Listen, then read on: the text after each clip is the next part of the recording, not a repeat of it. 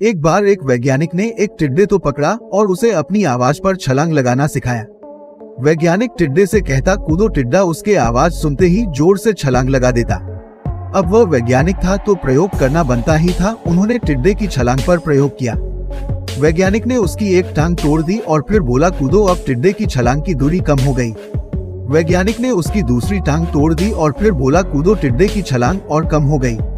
अब तोड़ी गई उसकी तीसरी टांग, फिर छलांग की दूरी और कम हो गई। एक एक करके बेचारे टिड्डे की सारी टांगे तोड़ दी गई। अब आखिरी टांग टूटने पर जब उससे कहा गया कूदो तो वह हिल भी नहीं पाया।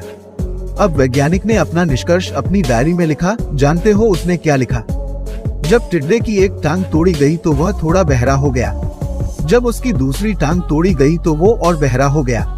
हर टांग टूटने के साथ वो और बहरा होता गया और सारी टांग टूटने के बाद वह बिल्कुल बहरा हो गया। अब जोर जोर से चिल्लाने का भी उस पर कोई असर नहीं हुआ। वो तो अपनी जगह से हिला तक नहीं, छलांग लगाना तो दूर की बात थी।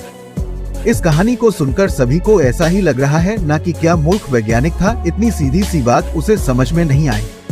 या कुछ लोग ये भी सोच रहे होंगे कि ये तो किसी बच्चे को भी पता है कि टिड्डे की छलांग उसके टांग टूटने की वजह से कम होती जा रही थी, ना कि वह बहरा हो गया था।